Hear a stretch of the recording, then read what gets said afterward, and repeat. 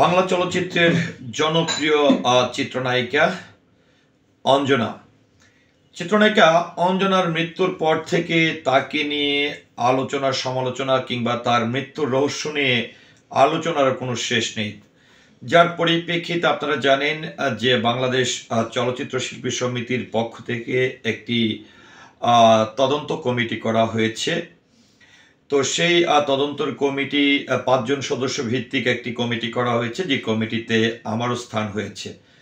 তো আমরা আসলে চিত্রনায়িকা অঞ্জনা আপাকে হারিয়ে সত্যি আমরা মর্মাহত, এবং তার মৃত্যুর দিন যতই গণাচ্ছে তারপরেও যেন তার আলোচনার কোনোভাবেই থামছে না।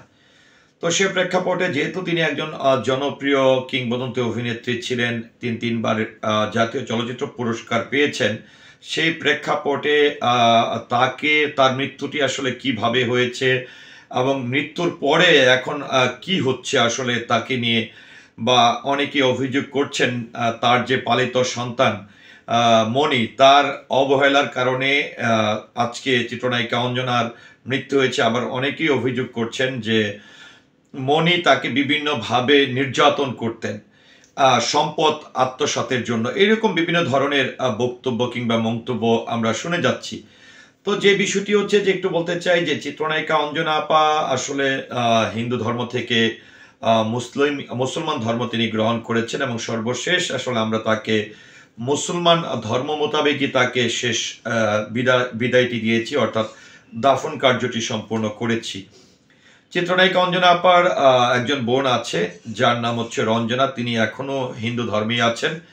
মৃত্যুর পরে আসলে 4 দিনের যে মিলাদের আয়োজন করা হয় বাংলাদেশ চলচ্চিত্র শিল্পী সমিতিতে, সেখানে তার বোন এসে উপস্থিত হন, এবং আমরা এই যে চিত্রনায়িকা অঞ্জনা আপাকে নিয়ে যে আলোচনা সমালোচনা হচ্ছে বা তার মৃত্যু নিয়ে বিভিন্ন ধরনের কথা হচ্ছে, এই বিষয়টির প্রেক্ষিতে যেহেতু পরিবারে তার একজন বোন আছে, পরিবারের সিদ্ধান্ত, পরিবারের পরামর্শ বা পরিবার কি চায়, এটাকে আসলে আমরা সবচেয়ে বেশি গুরুত্ব দিয়েছি। সেই প্রেক্ষাপটে আমাদের অঞ্জনা ম্যাডামের যিনি বোন রয়েছেন, তিনি চিত্রনায়িকা অঞ্জনা ম্যাডামের স্থাবর অস্থাবর সম্পদ সম্পর্কে তথ্য চান, এবং তার পরিপ্রেক্ষিতে আমরা একটি তদন্ত কমিটি করে সেটি অবজারভেশন করার বা ইনভেস্টিগেশনে নেমেছি, এবং সেই তথ্যগুলো বের করার চেষ্টা করেছি। এরই মধ্যে কিন্তু 3 দিন সময় বেঁধে দিয়েছিলাম সেই মিলাদের পর থেকে। আর তার যে পালিত মেয়ের জামাই রিপন, তাকে আমরা আসলে দায়িত্বটি দিয়েছিলাম যে আসলে কি কি আছে আপনি থেকে এবং আপনার দায়িত্বে সেগুলো আমাদেরকে বুঝিয়ে দেন।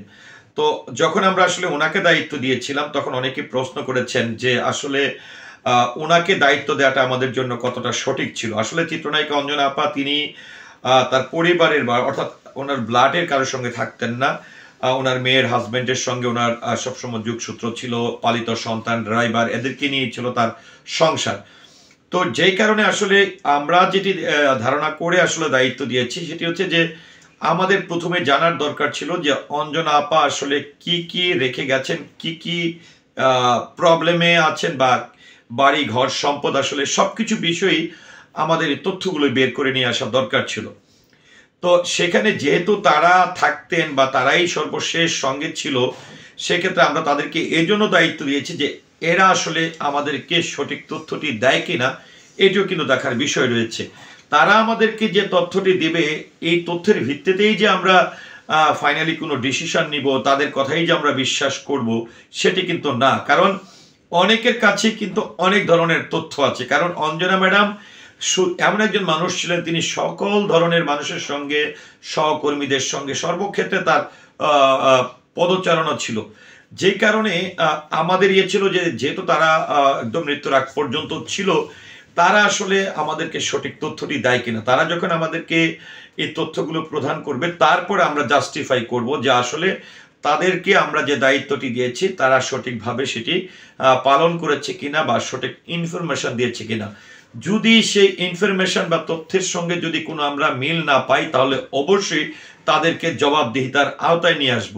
আবার অন্যদিকে যেটি হচ্ছে যে যেহেতু অনেক অ্যাঙ্গেল থেকে আমরা দেখতে পাচ্ছি, সহকর্মীরা খারাপ লাগা থেকে, অনেক দিনের চলাফেরার জায়গা থেকে, সুসম্পর্কের জায়গা থেকে অনেকের খারাপ লাগতে পারে, অনেকে কষ্ট পাচ্ছে, অনেকে স্মৃতিচারণ করছে, অনেকে তার ছেলে মনিকে অভিযুক্ত করছে যে আজকে মনির জন্য এই চিত্রনায়িকা অঞ্জনা আপার মৃত্যু হয়েছে। আবার অনেকে বলছেন যে ড্রাইভার মনির মেয়ের হাজবেন্ড এরা চক্রান্ত করে অঞ্জনা আপাকে মেরে ফেলেছে। আসলে আমরা আমাদের জায়গা থেকে এক একজন এক এক ধরনের বক্তব্য দিতে পারবো বা মন্তব্য করতে পারবো, কিন্তু আইন কিন্তু অবশ্যই আইনের কাছে প্রমাণ থাকতে হবে, আইনের কাছে আমাদের প্রমাণ উপস্থাপন করতে হবে। আমরা যদি এসে শুধু টেলিভিশন চ্যানেলের সামনে বা ইউটিউবের সামনে বা বিভিন্ন গণমাধ্যমের সামনে এসে বিভিন্ন স্মৃতিচারণ করে অভিযোগ করি, সেটা কিন্তু ভিত্তিহীন। অভিযোগের পাশাপাশি যেহেতু আমি বলবো একজন তদন্তে থাকা মানুষের হিসাবে, সদস্য হিসাবে, যাদের কাছে যদি আপনাদের কাছে কোনো তথ্য থাকে অবশ্যই সেগুলো গণমাধ্যমের সামনে ঢালাওভাবে কথা না বললে, আমরা যেহেতু এটির সঠিক একটি বিচার চাই, যদি সেটি সত্যিই আপনাদের ধারণা মতে তার এই মৃত্যুর পিছনে কেউ দায়ী থাকে অবশ্যই তার দৃষ্টান্তমূলক শাস্তির ব্যবস্থা আমরা করব। আমরা সকল ধরনের পদক্ষেপ আমরা নিতে প্রস্তুত আছি। তো সেই প্রেক্ষাপটে আমি যেটি বলবো, যেহেতু আরেকটি বিষয় হচ্ছে যে আমরা এখানে 3 দিন সময় ধরে যে আমরা তার যে মেয়ের জামাই রয়েছে, মেয়ের জামাই রিপনকে আসলে দায়িত্ব দিয়ে আমরা ড্রাইভার এবং তার ছেলেকে ছেড়ে দিয়েছিলাম, এবং যেটি হচ্ছে যে তাকে উপস্থিত করার দায়িত্ব পরবর্তীতে আমরা যখনই ডাকবো তখনই উপস্থিত করার দায়িত্ব হচ্ছে তার পালিত মেয়ের জামাই রিপনের। তো সর্বশেষ যেদিন আমাদেরকে একটি রিপোর্ট প্রদান করলো তার স্থাবর অস্থাবর সম্পদ সম্পর্কে, সেদিন কিন্তু এই যে অঞ্জনা ম্যাডামের যিনি পালিত সন্তান মনি এবং ড্রাইভার তারা অনুপস্থিত ছিল। তো কেন অনুপস্থিত ছিল, অবশ্যই এটার জবাবদিহিতার আওতায় তাদেরকে আসতে হবে। কারণ তারা যখন আসলে, আর আমরা যখন ইনভেস্টিগেশনের কাজ বা পরিবার পরিজন নিয়ে বসলাম বা শিল্পী সমিতির থেকে আসলে তদন্তের বিষয়টি আসে, তখন কিন্তু আমরা একজন আইন শৃঙ্খলা বাহিনী পুলিশ সদস্য বা পুলিশ অফিসারকে সঙ্গে নিয়ে কিন্তু আমরা আমাদের কার্যক্রমটি করছি, এবং আমাদের দায়িত্বের জায়গায় কিন্তু কোনো ধরনের কোনো অবহেলা কিন্তু আমরা করছি না। কারণ এখানে অঞ্জনা ম্যাডাম আমাদের, আর অঞ্জনা ম্যাডাম শুধু আমাদের না, রাষ্ট্রীয় সম্পদ। তিনি একজন ন্যাশনাল অ্যাওয়ার্ড প্রাপ্ত একজন শিল্পী, গুণী একজন শিল্পী। তো সেই প্রেক্ষাপটে আমাদের দায়িত্বের জায়গায় কোনো ধরনের অবহেলা বা কাউকে ছাড় আমরা দিব না, এটা কিন্তু আমরা অঙ্গীকারবদ্ধ। তো এখন আমি যেটা বলবো, আরেকটি বিষয় হচ্ছে অনেকে বলছেন যে অঞ্জনা আপার কাছে এই পান সেই পান বা অনেকের সঙ্গে লেনদেন থাকতে পারে। একটি কথা বলবো, সবকিছু আমাদের উপরে ছেড়ে দিবেন সেটি তো হতে পারে না। আপনাদের সঙ্গে যদি কারো কোনো লেনদেন থেকে থাকে বা আপনাদের সঙ্গে যদি তার কোনো বাণিজ্যিক কোনো বিষয় থাকে, আমি এইভাবেই বলবো, বা লেনদেন টাকা পয়সার কোনো বিষয় থাকে, সেখানে নিশ্চয়ই যে আপনাদের কাছে তথ্য প্রমাণ আদি থাকতে পারে। আর সেই প্রেক্ষাপটে সেখানে যদি আজকে বলেন যে অনেকে এমনটা বলছেন যে অঞ্জনাকে ব্যবহার করে তার ছেলে আত্মসাৎ করেছে, এবং অঞ্জনা ম্যাডামের এই লেনদেনের সময় তার ছেলে ছিল।